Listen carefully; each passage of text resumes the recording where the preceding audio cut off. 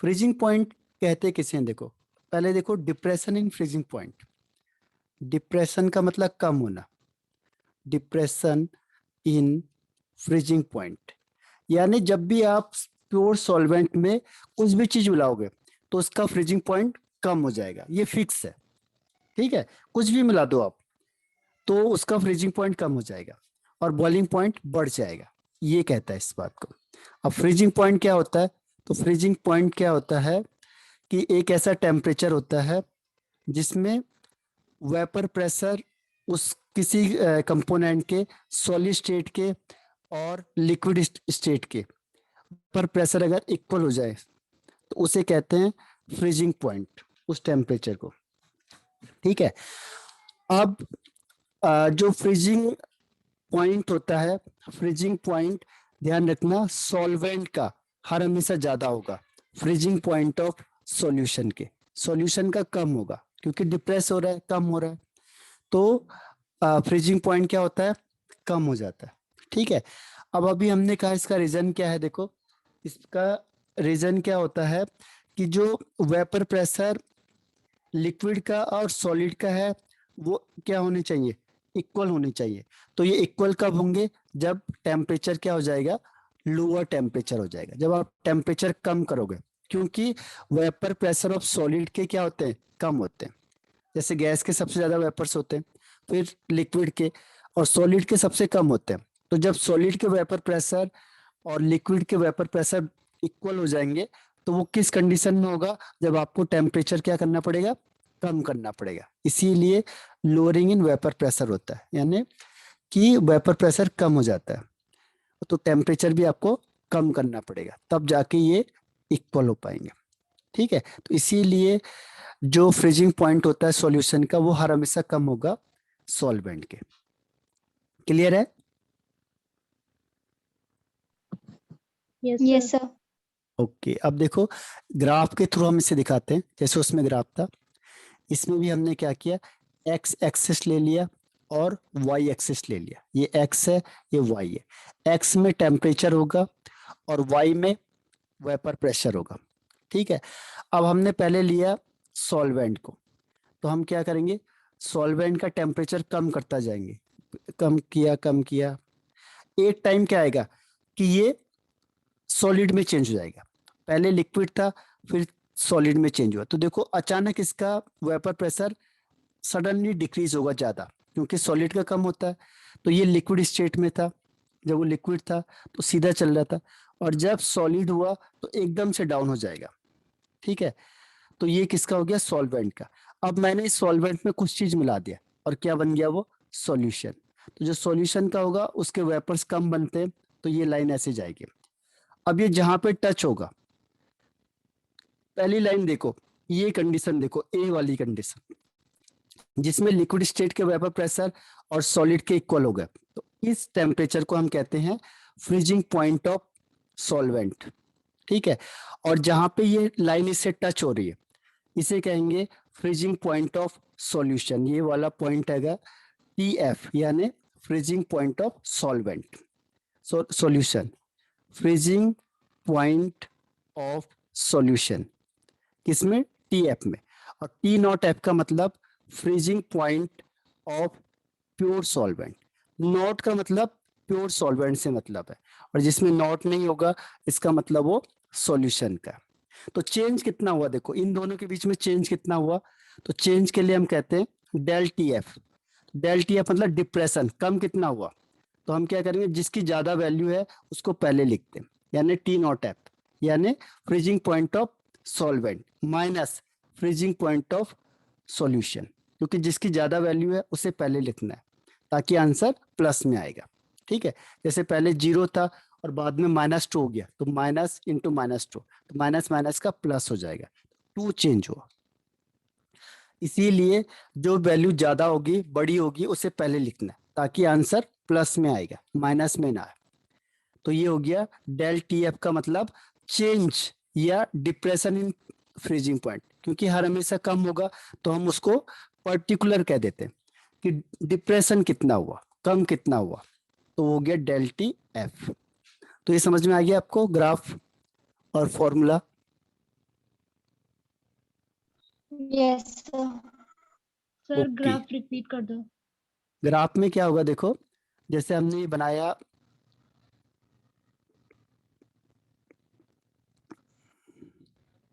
जैसे मैंने लाइन खींची एक और दूसरी लाइन ये खींच दी, ठीक है। एक हो गया एक्स एक्सिस और दूसरा हो गया वाई एक्सिस। ये एक्स है और ये वाई है। वाई में वेपर प्रेशर, एक्स में टेम्परेचर, ठीक है। सबसे पहले मैं सॉल्वेंट का ग्राफ खींचूंगा, तो देखो टेम्परेचर कम करोगे तो ये क्या होगा, कंडेंस होता जाएगा, कंडेंस होता जाएगा।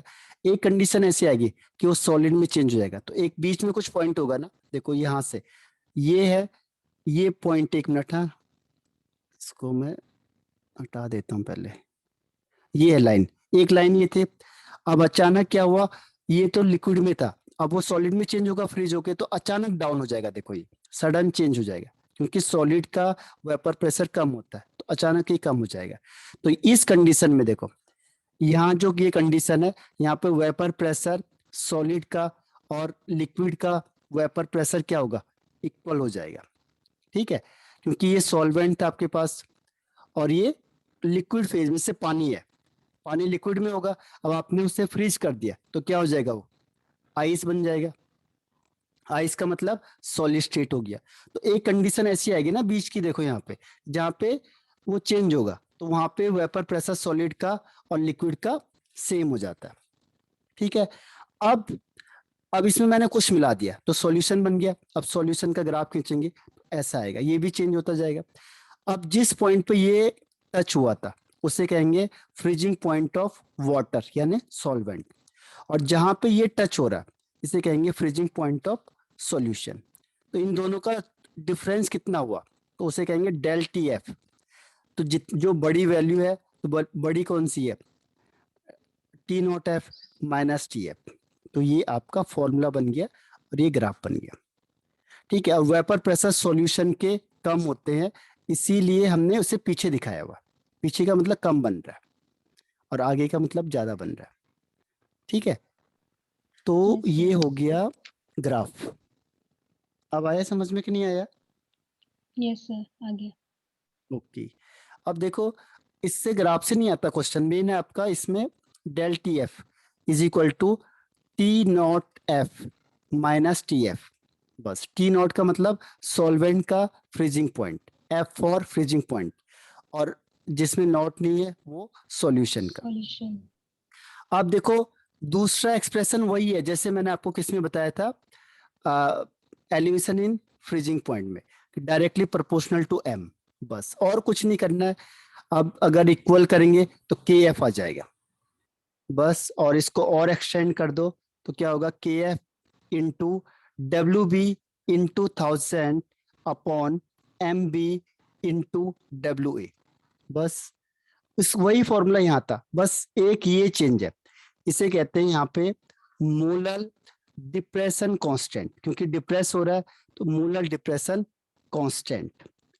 और इसका एक और नाम है क्रायोस्कोपिक कांस्टेंट, जैसे उसमें था इब्लियोस्कोपिक, तो ये क्रायोस्कोपिक कांस्टेंट, इसको इसी के नाम से ज्यादा जानते हैं, ध्यान रखना, क्रायोस्कोपिक कांस्टेंट, ठीक है, के एफ। तो ये फॉर्मूला बन गया आपका। मोलर मास निकालेंगे तो एम बी को यहाँ रख देंगे, ठीक है। तो ये समझ में आया?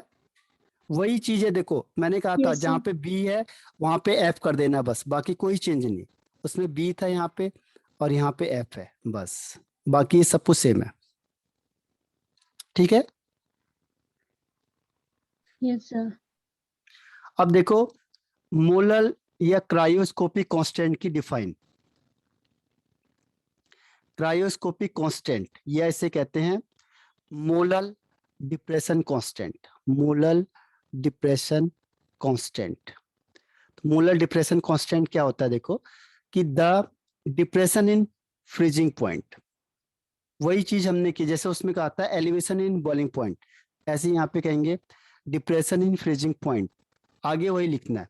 When the molality, when the molality is taken as unity, molality is taken as unity, ठीक है। इसे कहेंगे cryoscopic constant and denoted by K F. ठीक है, इसका फॉर्मूला क्या होगा देखो, del T F is equal to K F into M. अब मैंने कहा मोलैलिटी को मैंने 1 मान लिया, मोलैलिटी यूनिटी मतलब 1, यूनिटी का मतलब 1, तो अगर आप इसे 1 मान लोगे तो डेल टी एफ क्या होगा, के एफ के बराबर हो जाएगा। तो यही हमने फॉर्मूले में लिखा है कि depression in freezing point when the molality is taken as unity. ठीक है, और इसकी यूनिट क्या होगी देखो, यूनिट भी वही होगी जो उसकी है, देखो के एफ इज इक्वल टू क्या होगा, del T F upon M. अब डेल टी एफ को केल्विन से दिखाते, एम को एम से दिखा दो, तो एक ही हो गया। दूसरा, मोलैलिटी मतलब क्या होता है, मोलैलिटी मीन्स मोल पर केजी, केजी ऊपर चला जाएगा तो हो जाएगा केल्विन केजी पर मोल। तो ये उसका भी था, इसका भी था, तो यूनिट दोनों की सेम है क्योंकि फॉर्मूला ही सेम है। क्लियर हुआ? सर केल्विन केजी पर मोल। हाँ, केल्विन केजी पर मोल। Yes sir. ठीक है, अब देखो ये फॉर्मूला जो एक के बी का और है वो किसके लिए है, आपका जो के बी का बताया था मैंने आपको, वही चीज यहाँ पे अप्लाई करनी है। ठीक है, के बी के केस में जो मैंने आपको फॉर्मूला बताया था वही फॉर्मूला जो दूसरा है, हालांकि कम पूछा जाता है, इतना नहीं पूछा जाता, फिर भी मैं आपको बता देता हूँ, कई बार अगर बाई चांस पूछ ले तो आपको ध्यान रहेगा, क्योंकि ऑब्जेक्टिव होगा तो आपको ध्यान आ जाएगा कि क्या क्या चीज उसमें थे। जैसे के F is equal to R T naught square upon 1000 into L F, यानी latent heat of fusion, F मतलब फ्यूजन। और अगर क्या हो जाएगा, दूसरा है आपका हीट के टर्म्स में क्या होगा, 1000 into del F U S fusion heat. ठीक है, एच फॉर हीट।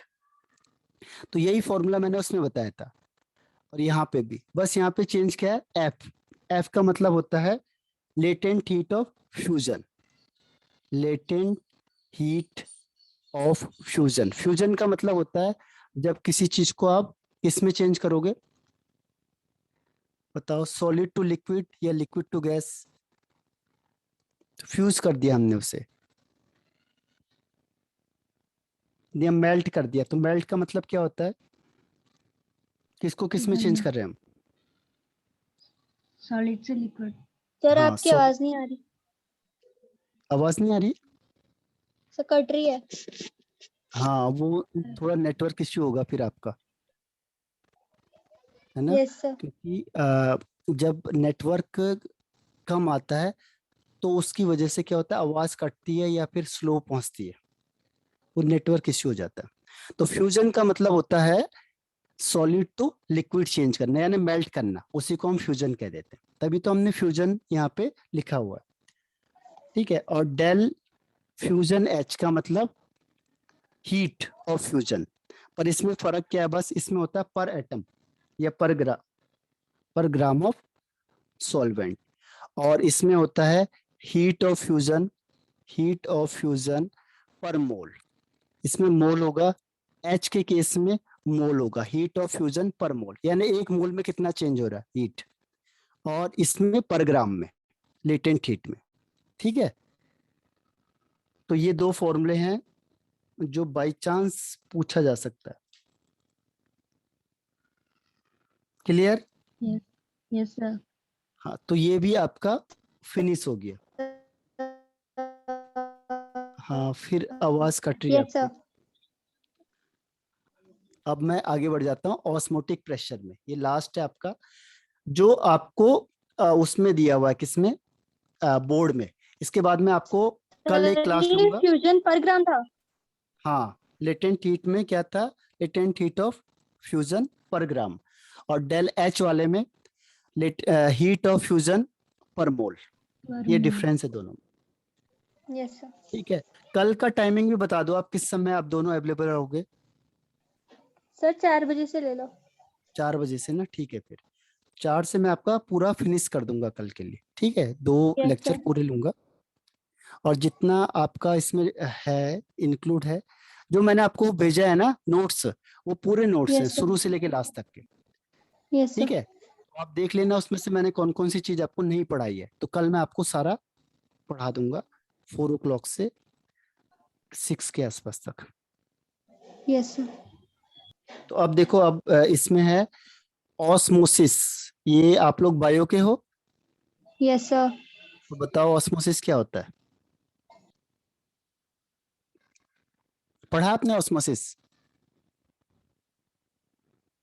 यस नहीं?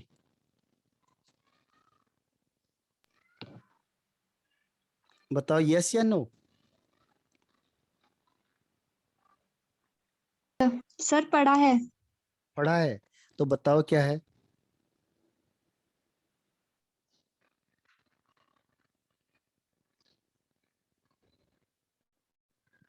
आवाज आ रही है मेरी? हाँ बताओ श्वेता, कोई आइडिया बता दो, बस छोटा मोटी सी चीज बता दो, मैं समझ जाऊंगा। ये निधि? सर इसमें वाटर पास करता है मेम्ब्रेन के थ्रू। हाँ वेरी गुड, बिल्कुल सही बताया आपने। तो इसमें देखो होता क्या है कि स्पॉन्टेनियस फ्लो होता है, अपने आप फ्लो होगा, ध्यान रखना, स्पॉन्टेनियस, स्पॉन्टेनियस फ्लो। कौन सी चीज फ्लो करती है? देखो एक ही चीज फ्लो करती है बस, और वो कौन सी चीज करती है? सॉल्वेंट के पार्टिकल करते, सॉल्वेंट मॉलिक्यूल या सॉल्वेंट पार्टिकल, केवल सॉल्यूट नहीं करता, ध्यान रखना, ये चीज का ध्यान रखना है कि स्पॉन्टेनियस फ्लो होगा सॉल्वेंट मॉलिक्यूल का। अब कहां से कहां के लिए होगा? From lower concentration to higher concentration, lower concentration से हायर कंसंट्रेशन की तरफ किसका फ्लो होगा? सॉल्वेंट मॉलिक्यूल का ही फ्लो होगा, केवल थ्रू, किसके थ्रू, किसके थ्रू पास होता है? Semi semi permeable permeable membrane. Membrane, हाँ सेमी परमेबल मेम्ब्रेन, यानी कि ऐसी मेम्ब्रेन होती है जो केवल सॉल्वेंट के पार्टिकल को पास करती है, सॉल्यूट के पार्टिकल को पास नहीं करती। सेमी परमेबल मेम्ब्रेन, ये सॉल्यूट के पार्टिकल को पास नहीं करेगी, ठीक है, इससे सॉल्यूट के पार्टिकल इससे पास नहीं जा सकते, जबकि सॉल्वेंट के चले जाते हैं। क्यों? बता सकते हो रीजन व्हाई? सर सॉल्यूट के पास नहीं हो सकता है। ना, सॉल्यूट किसी भी हालत में पास नहीं होगा, केवल सॉल्वेंट होगा बस। क्यों? सर क्योंकि ये लोअर से हायर में जाते हैं कंसंट्रेशन में। ओके, आप बताओ श्वेता।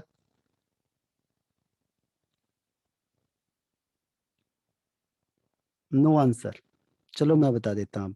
और देखो, सॉल्वेंट लोअर से हायर से लोअर में जाते हैं। ओके, देखो अब इसका मैं आपको आंसर बताता हूँ। होता क्या है कि जो सॉल्वेंट होता है जैसे वाटर है, इसके पार्टिकल का साइज बहुत छोटा होता है, ठीक है, वेरी वेरी स्मॉल, तो वो कहीं से भी निकल जाएगा। और जो सॉल्यूट होता है, सॉल्यूट का साइज क्या होता है? बड़ा होता है, ठीक है। ओके श्वेता, आपके साथ भी वही प्रॉब्लम है शायद, नेटवर्क का इश्यू चल रहा है, क्योंकि देखो निधि आपको आवाज क्लियर आ रही है ना? यस सर अभी ठीक आ रही है। हाँ, तो जिस समय आपका नेटवर्क सही है तो आपकी आवाज क्लियर आ रही होगी, उस समय श्वेता को नहीं आ रही होगी कई बार, और फिर श्वेता को क्लियर आती है तो आपको नहीं आ रही, इसका मतलब क्या हुआ? इसका मतलब ये हुआ कि आपका नेट कई बार डिस्कनेक्ट हो जाता है, क्योंकि मैं तो सेम बोल रहा हूँ दोनों के लिए, ठीक है ना? तो होता है कई बार ऐसा कि नेटवर्क की वजह से हो जाता है। तो आपकी आवाज नहीं आती तो आप मैसेज कर दिया करो, तो उससे मुझे पता चल जाएगा, तो मैं उससे रिपीट कर दूंगा, ठीक है। तो सॉल्वेंट के पार्टिकल का साइज वेरी वेरी स्मॉल होता है, तो ये तो कहीं से भी निकल जाएगा, लेकिन जो सॉल्यूट होता है इसके पार्टिकल यस का सर। साइज बड़ा होता है। आया समझ में? अब जब इसका साइज बड़ा होगा, और जो सेमी परमेबल मेम्ब्रेन यस होता सर। है इसका साइज लेस ही होता है, लेस साइज होता है, तो इससे कौन निकलेगा? जो स्मॉल साइज वाला होगा, और कौन नहीं निकलेगा? बड़े साइज वाला सॉल्वेंट। नहीं निकलेगा। क्लियर है अब? इसीलिए सॉल्यूट के पार्टिकल सेमी परमेबल मेम्ब्रेन के थ्रू कभी भी पास नहीं होते, नेवर, और सॉल्वेंट के पास हो जाते हैं। क्लियर है अब रीजन? Yes sir. ठीक है ना? अब देखो, ऑस्मोटिक प्रेशर क्या होता है? ऑस्मोटिक प्रेशर क्या होता है? यहां से हम पढ़ेंगे ऑस्मोटिक प्रेशर। ऑस्मोसिस मतलब होता है कि देखो, ऑस्मोसिस प्रोसेस होती है। ऑस्मोसिस का मतलब कि द स्पॉन्टेनियस फ्लो। स्पॉन्टेनियस मतलब अपने आप हो रहा है, हमें करने की जरूरत नहीं है। स्पॉन्टेनियस फ्लो हो रहा है और किसका होगा?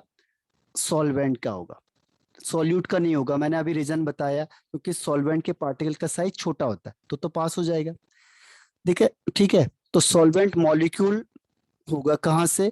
Lower concentration to higher concentration. ठीक है, लोअर से हायर की तरफ मूवमेंट होगा, lower concentration to higher concentration through semi permeable membrane. Semi permeable membrane, ठीक है, तो उसे कहेंगे, क्या कहेंगे उसे? ऑस्मोसिस। तो इस प्रोसेस को हम कहते हैं ऑस्मोसिस। ठीक, जैसे किशमिश है, ऑस्मोसिस किशमिश को आप पानी में डालते हो तो क्या होता है? जो फूल किशमिश जाती है वो है। क्या होता है? फूल जाती है। तो क्या हुआ? वाटर बाहर से अंदर की तरफ गया ना, तो बाहर क्या यस था? सर। लोअर कंसंट्रेशन था पानी का, था। Yes sir. बाहर लोअर कंसंट्रेशन है और अंदर ज्यादा कंसंट्रेशन था, क्योंकि यहाँ पे चीनी है, मीठा है, तो अंदर हायर कंसंट्रेशन है और बाहर था लोअर कंसंट्रेशन। तो क्या हुआ? लोअर कंसंट्रेशन से हायर कंसंट्रेशन की तरफ वाटर के मॉलिक्यूल यानी सॉल्वेंट मूवमेंट किया, तो इसे कहते हैं हम ऑस्मोसिस। तो एग्जांपल है इसका रेजिन वाला। ठीक है, रेजिन मतलब किशमिश है, पानी में डालोगे तो फूल जाएगी वो। तो ये एग्जांपल है किसका? ऑस्मोसिस का। क्लियर हो गया ना आप दोनों point? Yes yes no sir. में बता दो मुझे। ओके, ठीक है, अब आता है osmotic pressure. Osmotic pressure, osmotic pressure. Osmotic pressure क्या होता है? देखो, इसको डिफाइन करने का दो तरीका होता है। एक तरीका इसमें यह है कि कितना फोर्स लगा रहा है। देखो यहाँ पे आपने रखा, यहाँ पे सेमी परमेबल मेम्ब्रेन लगा दी, ये है सेमी परमेबल मेम्ब्रेन, SPM। ठीक है, अब यहाँ पे रख दिया आपने वाटर और यहाँ पे रख दिया आपने सॉल्यूशन। तो हमें पता है कि जो कंसंट्रेशन है सॉल्यूशन का हायर होगा और वाटर का क्या होगा? लोअर होता है, क्योंकि वाटर में कंसंट्रेशन ही नहीं है। तो क्या होगा कि जो सॉल्वेंट के पार्टिकल हैं वो वाटर से सॉल्यूशन की तरफ मूव होंगे। तो ये जितना प्रेशर लगा रहे वो ऑस्मोटिक प्रेशर हो गया, पहली चीज। इसको दूसरी लैंग्वेज में हम कहते हैं, दो डिफाइन है इसकी। पहला, जितना ये प्रेशर लगा रहा है, देखो ये कुछ ना कुछ प्रेशर लगाएगा, तभी तो सॉल्वेंट के पार्टिकल अंदर घुस गए इसमें। ठीक है, दूसरा आता है इसमें कि द मिनिमम प्रेशर अप्लाइड। ठीक है, आप मिनिमम कितना प्रेशर अप्लाइड करोगे to stop the osmosis, osmosis को रोकने के लिए। तो आपने क्या किया? यहाँ पे एक पिस्टन लगा दिया, इसके ऊपर से यहाँ पे एक पिस्टन लगा दिया। ठीक है, अब आप यहाँ से प्रेशर लगा रहे हो, यहाँ से आप प्रेशर लगा रहे हो ताकि ये सॉल्वेंट यहाँ ना आ पाए। यानी जितना प्रेशर ये लगा रहा है आपने उतना यहाँ से लगा दिया ताकि ऑस्मोसिस ना हो, यानी कि यहाँ से सॉल्वेंट के पार्टिकल आ ही ना पाए, तो आपने रोक दिया उसे। तो उस प्रेशर को हम कहते हैं ऑस्मोटिक प्रेशर। मैंने कहा ना, दो तरीका है इसको डिफाइन करने के। तो ये वाला आसान है थोड़ा सा, कि minimum pressure applied to stop the osmosis through semi permeable membrane. ठीक है, थ्रू सेमी परमेबल मेम्ब्रेन, इसके थ्रू पास ना हो, मतलब ऑस्मोसिस ना हो, तो आपको उसके लिए कितना प्रेशर अप्लाई किया, वो आपका हो गया ऑस्मोटिक सर आपकी प्रेशर। आवाज कट रही है, रिपीट कर। अच्छा, रिपीट करता हूँ, देखो दो डिफाइन बता देता हूँ। ऑस्मोटिक प्रेशर की पहली डिफाइन क्या है? Equilibrium, equilibrium, hydrostatic pressure, hydrostatic pressure. ठीक है, of the column setup. Sir ये ऑस्मोटिक प्रेशर है। हाँ, देखो मैंने कहा ना इसको डिफाइन करने का दो तरीका है। अभी मैं दोनों बता देता हूँ आपको और करके। दूसरी डिफाइन क्या है इसमें? दूसरी डिफाइन है द मिनिमम एक्सेस प्रेशर या प्रेशर जितना हम अप्लाई कर रहे हैं, बाहर से अप्लाइड कर रहे हैं, ठीक है। The minimum excess pressure applied to stop osmosis, to stop osmosis through semi permeable membrane. वो कह रहा है कि जो ऑस्मोसिस हो रहा है तो इसको रोकने के लिए हमने बाहर से कितना प्रेशर अप्लाई किया, ठीक है, ऑस्मोसिस को रोकने के लिए। सेमी परमेबल मेम्ब्रेन से ऑस्मोसिस को रोकने के लिए जितना हमने बाहर से एक्सटर्नल प्रेशर अप्लाइड किया वही ऑस्मोटिक प्रेशर हो गया। या फिर जितना सॉल्वेंट जितना प्रेशर लगा रहा है कॉलम पे वो आपका ऑस्मोटिक प्रेशर हो गया। डिफाइन समझ में आ गई आपको? Yes sir. सर इसे यूज कहाँ करते हैं? इसका तो यूज ही यूज है, बहुत सारी जगह पे इसका यूज है। अभी आपको बताऊंगा आगे यूज में क्या है। लेकिन जैसे इसको आप एग्जांपल के थ्रू दिखाता हूँ। देखो ये आपके पास कोई अपने वेसल ले लिया, आपको पता है जो पीने का पानी होता है अब वो इसी मेथड से प्योर हो रहा है, पता है आपको? इसे कहते हैं डीसैलिनेशन ऑफ वाटर। जो आपके समुद्र का पानी है तो ये देखो ये हो गया सेमी परमेबल मेम्ब्रेन, ठीक है। यहाँ पे आपने रख लिया समुद्र का पानी, सी वाटर, तो इसका कंसंट्रेशन ज्यादा होगा, ठीक है, यानी ये सॉल्यूशन हो गया, इसमें बहुत सारे सॉल्ट होते हैं तो सॉल्यूशन हो गया। और यहाँ पे आपने रखा प्योर वाटर, ठीक है। अब वो क्या कहता है देखो किधर की तरफ मूवमेंट होगा, मूवमेंट किधर होगा, प्योर वाटर से और सॉल्यूशन की तरफ पानी इधर जाएगा, ठीक है। तो पानी इधर गया, प्योर वाटर इधर की तरफ चल रहा है। तो ये जितना हाइड्रोस्टैटिक प्रेशर का मतलब क्या हुआ कि जितना हाइड्रो मतलब वाटर, वाटर कितना प्रेशर लगा रहा है इस कॉलम पे, यहाँ पे कुछ प्रेशर लगाएगा ना तभी तो यहाँ से सॉल्वेंट पार्टिकल मूवमेंट करेंगे सॉल्यूशन की तरफ को, ठीक है। यहाँ पे क्या है ये सॉल्वेंट है, प्योर यानी वाटर यानी सॉल्वेंट है, तो ये कितना इस पे प्रेशर लगा रहे हैं वो ऑस्मोटिक प्रेशर है। लेकिन इसको दूसरी तरीके से हमने कैसे बताया कि हमने क्या किया, यहाँ पे एक पिस्टन लगा दिया ऊपर, यहाँ पिस्टन लगा दिया, ठीक है, ये प्रेशर अप्लाई कर दिया। अब यहां से आप इतना प्रेशर लगाओगे कि ये ऑस्मोसिस को स्टॉप कर दो, इसको यहां से वाटर मत आने दो यानी ऑस्मोसिस को रोक दो, तो आप उतने ही प्रेशर लगाओगे। सपोज करो ये 50 mm प्रेशर लगा रहा है तो आपको ऊपर से कितना प्रेशर लगाना पड़ेगा, 50 mm प्रेशर लगाना पड़ेगा, ताकि क्या हो ये ऑस्मोसिस ही ना होगा, उसे हम कहते हैं ऑस्मोटिक प्रेशर। तो दोनों में एक ही बात है लेकिन सर दोनों में टुवर्ड्स लैंग्वेज। प्योर वाटर लगाना पड़ेगा ये? जो प्योर वाटर है ना वो क्या करेगा, एक प्रेशर लगाएगा वॉल पे, सेमी परमेबल मेम्ब्रेन पे एक फोर्स लगाएगा ना, तभी तो दूसरी जगह पहुंचेगा वो सॉल्यूशन में। Yes sir. तो वो कितना प्रेशर लगा रहा है वही ऑस्मोटिक प्रेशर है, ठीक है। और सर जो ये हम ऊपर से लगाएंगे प्रेशर तो हाँ अब हमने क्या किया कि ये ये 50 mm अपोजिट प्रेशर होगा लगा रहा इसके? था, हाँ ये अपोजिट होगा। अब जो ये 50 mm प्रेशर लगा रहा था तो मैंने क्या किया, ऊपर से इस सॉल्वेंट सॉल्यूशन के टाइप पे यहाँ पे इतना प्रेशर लगाएंगे कि ये ऑस्मोसिस हो ही ना, इसको रोक दिया। देखो ऑस्मोसिस के लिए ये सॉल्वेंट यहाँ आएगा, अब मैंने इतना प्रेशर लगाया कि ये सॉल्वेंट यहाँ आए ना पाए, तो मुझे भी उतने लगाना पड़ेगा 50 mm, तभी तो नहीं आएगा, है ना। मुझे भी यस यहाँ सर। से एक्सटर्नल प्रेशर कितना लगाना पड़ेगा, उतने ही तो लगाना पड़ेगा जितना ये सॉल्वेंट इस वॉल पे लगा रहा है,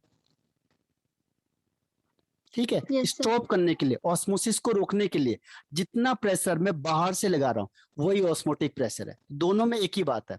ये जो लिक्विड इस वॉल पे लगा रहा है वो भी 50 mm है, और जितना मैंने बाहर से लगाया ताकि ये इस पे न लगा पाए वो भी 50 mm है, तो दोनों बराबर है, तो दोनों डिफाइन है इसकी, आप किसी भी तरीके से। लेकिन ये वाला ज्यादा अच्छा लगता है इसीलिए मैंने ये वाला बताया कि the external pressure applied to small to stop osmosis, इसको रोकने के लिए जितना मैं बाहर से प्रेशर लगाऊंगा वही क्या हो गया, ऑस्मोसिक प्रेशर हो गया, ऑस्मोटिक। हाँ ऑस्मोटिक प्रेशर, ठीक है। समझ में आया? Yes sir. हाँ, तो ये ऑस्मोटिक प्रेशर हो गया। बस अब इसमें एक्सप्रेशन है और ये खत्म हो जाएगा। देखो अब इसमें क्या आता है, मैथमेटिकल एक्सप्रेशन। मैथमेटिकल एक्सप्रेशन, इसको याद करना है बस, क्योंकि इसमें फॉर्मूला ही इंपॉर्टेंट है। इसे पाई से दिखाते हैं। Pi is directly proportional to concentration. जितना कंसंट्रेशन ज्यादा होगा उतना ऑस्मोटिक प्रेशर ज्यादा लगेगा, और जितना टेम्परेचर ज्यादा होगा उतना ऑस्मोटिक प्रेशर ज्यादा होगा। ठीक है, जितना टेम्परेचर ज्यादा होगा उतनी तेज भागेंगे सॉल्वेंट के पार्टिकल। जितना कंसंट्रेशन दूसरे वाले का ज्यादा होगा उतना भी ऑस्मोटिक प्रेशर ज्यादा लगेगा। अब इसे कंबाइन कर दो, CT। सर पाई क्या है इसमें? पाई है osmotic pressure. Pi is osmotic pressure. Clear है? Yes sir. अब प्रोपोर्शनल साइन हटाते हैं तो एक कांस्टेंट आता है, यहाँ पे आएगा CRT। अब देखो कंसंट्रेशन का मतलब जनरली मोलैरिटी लेना आपने, तो होता है N/V, number of moles upon volume. इसको यहाँ रख दो, तो pi is equal to N/V RT। अब ये V यहाँ से मल्टीप्लाई हो जाएगा, pi V is equal to nRT। आपने पढ़ा होगा आइडियल गैस में, वही बन गया Yes, PV sir. Is equal to nRT। तो यहाँ पे पाई को ऑस्मोटिक प्रेशर कह देते हैं, तो एक हिसाब से प्रेशर ही हो गया अभी। तो PV is equal to nRT या pi V is equal to nRT, ये फॉर्मूला हो गया। अगर कंसंट्रेशन दिया है तो ये वाला फॉर्मूला यूज करना है, फर्स्ट वन, इसको मैं लिख देता हूँ फर्स्ट। अगर कंसंट्रेशन गिवन है तो, नंबर ऑफ मोल्स गिवन है तो सेकंड वाला फॉर्मूला लगेगा। ठीक है, समझ में आया? Yes, sir. Yes, sir. और अगर एक और फॉर्मूला इसमें, बस अगर नंबर ऑफ मोल्स भी गिवन नहीं है तो आप क्या करोगे, उसको चेंज कर दो। तो pi V is equal to NBRT। तो NB का मतलब number of moles. Number of moles क्या होता है, weight upon molar mass, RT। बस इससे आपको मोलर मास निकल जाएगा। Molar mass is equal to WB/RT upon pi V। तो ये हो जाएगा आपका मोलर मास का फॉर्मूला। बस यही 3 फॉर्मूले जो इसमें यूज होते हैं बस। क्लियर है? R की वैल्यू फिक्स होती है 8.314, गैस कांस्टेंट है। T है टेम्परेचर, ठीक है। WB है आपका weight of solute, WB means weight of solute, और R है 8.314 यानी गैस कांस्टेंट। T है टेम्परेचर जो क्वेश्चन में गिवन होगा। M है molar mass of solute, molar mass of solute, और WB है वेट ऑफ सॉल्यूट। बस अब क्वेश्चन में देखना और आंसर करना। क्लियर है? Yes, sir. हाँ, तो ये आपका सर ये जो, मोलर मास के लिए है। हाँ ये मोलर मास निकालना, क्योंकि ज्यादातर क्वेश्चन में मोलर मास ही पूछ लेता हो। कुछ भी होगा, एक चीज मिसिंग होगी बस, बाकी सब दिया होगा। ठीक है, 3 ही फॉर्मूले हैं, अब कुछ भी दे दे वो इन्हीं तीनों में से यूज होगा। ठीक है, Yes, sir. हाँ तो एक काम करते हैं, कल तो हम 4 से 6 तक पढ़ेंगे, तो उसमें जितना बचा हुआ आपका वो हो गया, क्योंकि ये तो जितना आपका कोर्स में है वो मैंने आपको सारा बता दिया। जितना एक्स्ट्रा है वो मैं आपको कल बता दूंगा। ठीक है, Yes, sir. 4 to 6 में। सर ये हो गया कि पूरा चैप्टर यहाँ तक? हाँ ये पूरा चैप्टर है जो आपके पास इस समय जो उन्होंने क्या किया, कोर्स को रिड्यूस कर दिया, तो वो है ये। लेकिन मैं कल आपको ओवरऑल पूरा चैप्टर बता दूंगा जो आपका Yes, sir. बचा भी हुआ है, लेकिन वो इसमें इंक्लूड नहीं है। अब की बार बोर्ड ने हटा दिया ना आपका, वो काफी सिलेबस हटा Yes, दिया sir. है ना। Yes, तो sir. कल मैं आपको सारा बता दूंगा जो इसमें नहीं है लेकिन आपके कोर्स में था पहले। ठीक है, Yes, sir. Clear? Yes, sir. मैं कल बता दूंगा उससे, आज मेरा थोड़ा कुछ काम भी है, तो कल आपको 2 घंटे दे दूंगा मैं आपको पूरा। ठीक है, Okay. ठीक है, बाय बाय। नमस्ते सर। नमस्ते, ओके बाय।